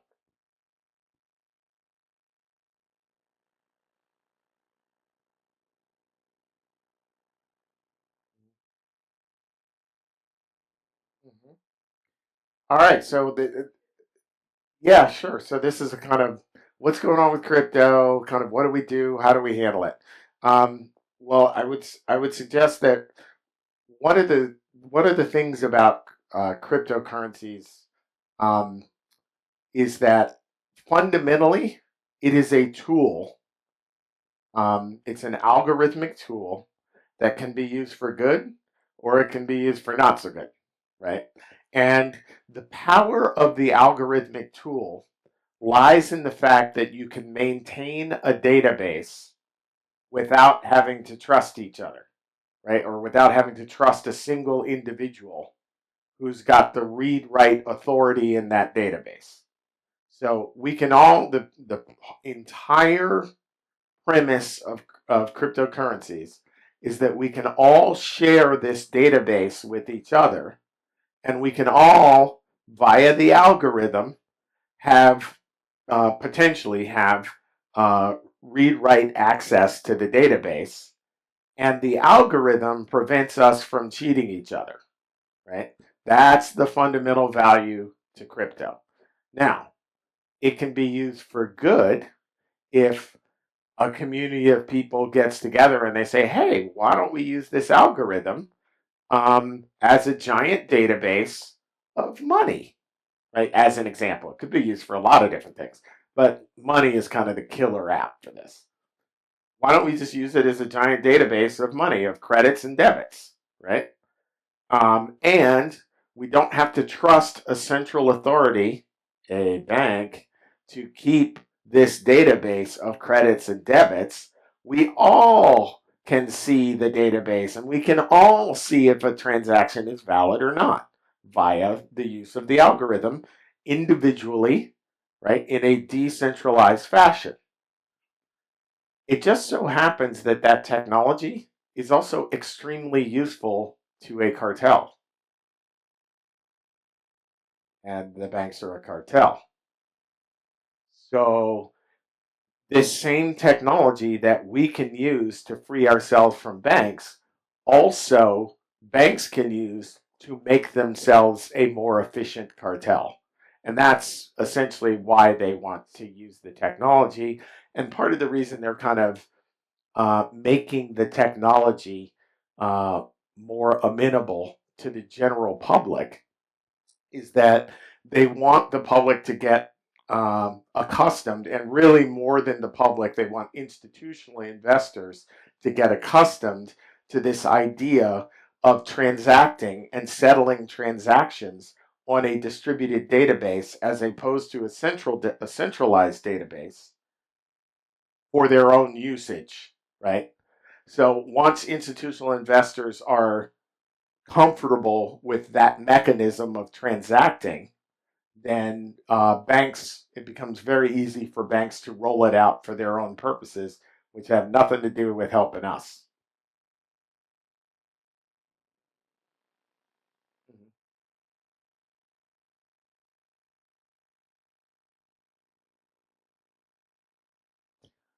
Well, I would suggest, I'm not fully up to speed on the Fed Now project, but I would suggest that the most likely central bank use of crypto um, technology will be really invisible to us in that, um, again, it's being profiled right now to get people used to the idea of settlement via a distributed ledger. And ultimately, that goal is to get institutional investors, the kind who buy huge chunks of government bonds, for example, um, used to the idea of settling their transactions on a chain, but to on a blockchain.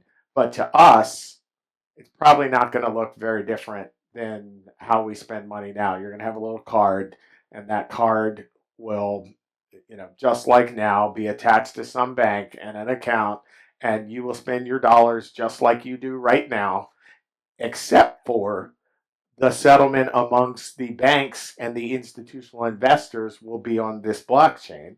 And banks may choose to share with each other and the government the ability to see everyone's transactions, which they can already do. But,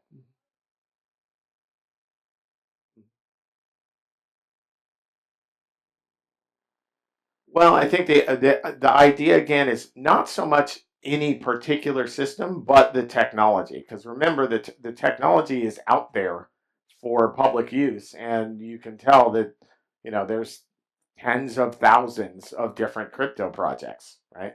So no matter what they use the technology for, we can choose to use it for money if we so choose.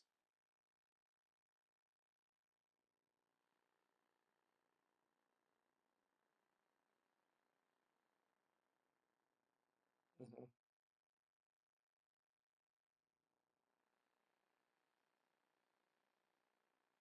Well, even if they did, that wouldn't necessarily be a downside unless they had an ability to create the Hama Hama coin with no marginal cost of production, right?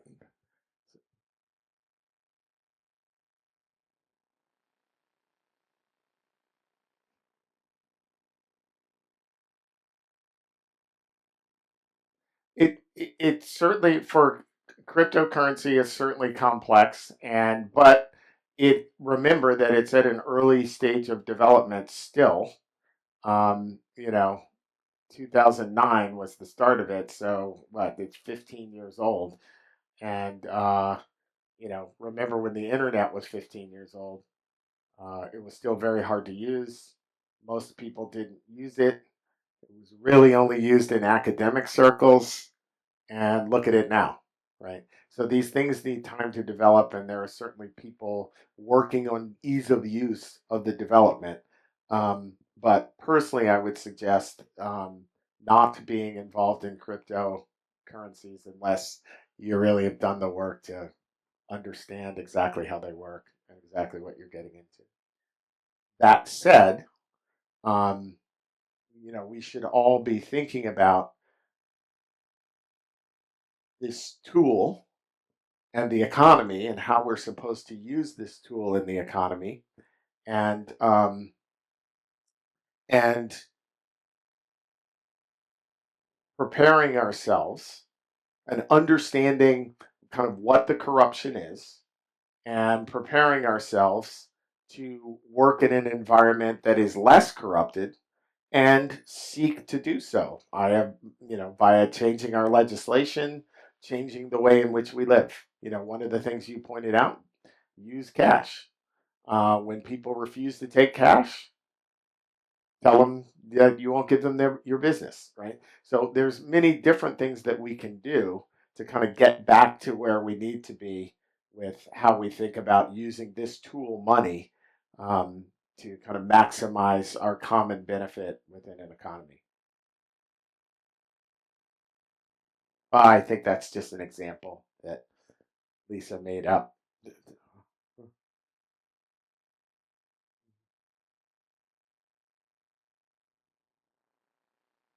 Any other questions, topics? Yeah, sure. Hmm. Yeah.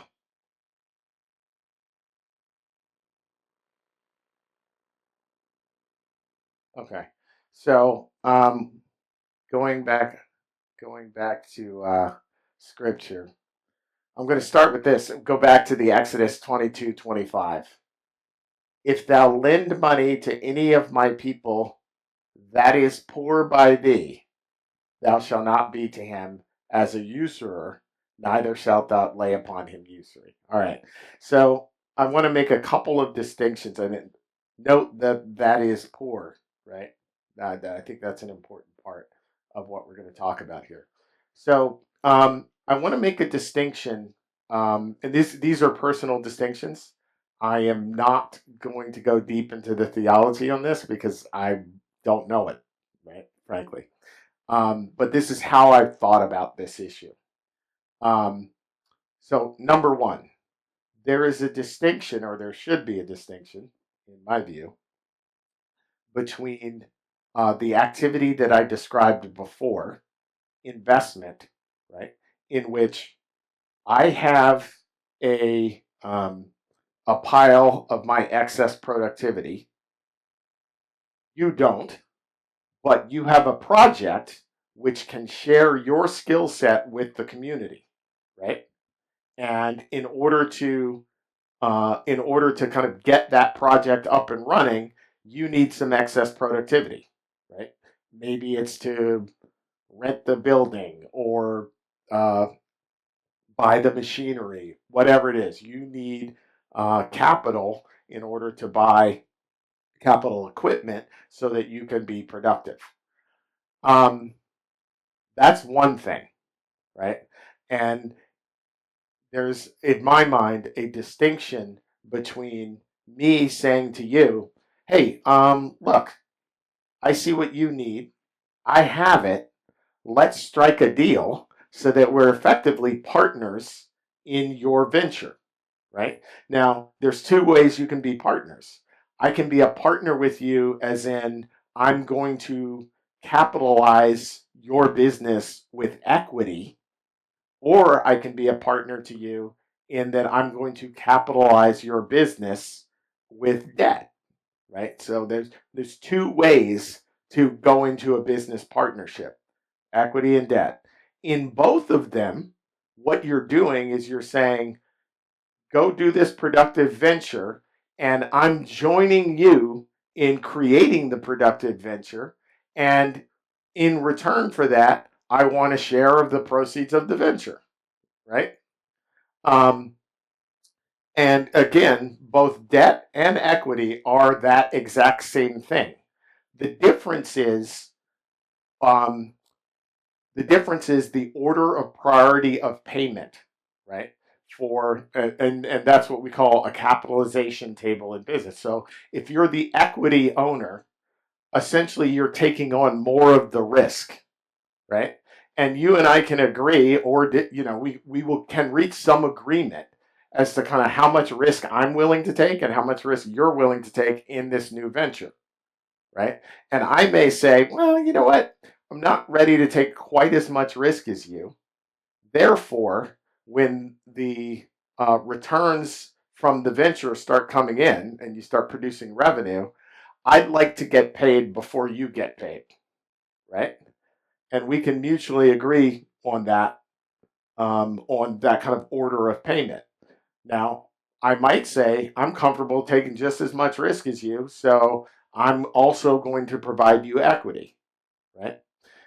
Now, the interest. So, what is interest? Interest is effectively the price of money, right? And so, this idea of the interest, this is uh, effectively the return that you're going to be giving me for the risk of me investing in your business, right? I want to make a distinction between that and credit card lending, so that you can go buy, you know, a Wii or the latest PlayStation 5, right? Something that's not productive, but that gets to the fundamentals of what I want to desire, what I want to consume right now. So, I think that there's a distinction between when you're entering into business with someone to be productive and you're lending to someone to consume that isn't going to be productive, right? And not only is there this difference in kind of the output and what that does in a community, but there's a difference in terms of kind of what it's feeding in you, right? On the one hand, I'm feeding this desire, your desire, to take my skill set and contribute productivity to the society. On the other hand, I'm feeding your desire to get more stuff. And I, so to me, that's one of the distinctions.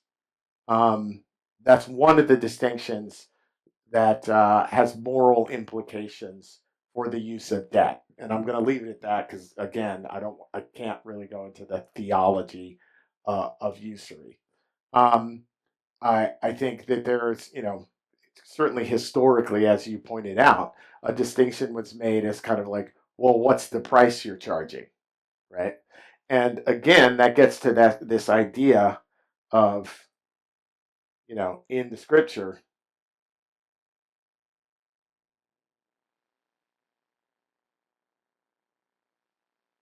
if thou lend money to any of my people that is poor by thee, right? And so that clause, to me, suggests that that kind of brings into play this idea of, well, what's the money being used for? Is it being used because this guy's got to eat and that's the only way he can eat, and you're lending him money to eat? right? And that's not going to be a productive thing, which is supporting his ability to contribute. And and again, that's different than me saying to you, I'm going to go into this business venture with you and we're going to be productive together, right? Um, so anyway, I hope that kind of that's that's that's one way in which I think about this moral difference. Does anybody else have comments on that? That I it's an interesting point of discussion for me, Lisa.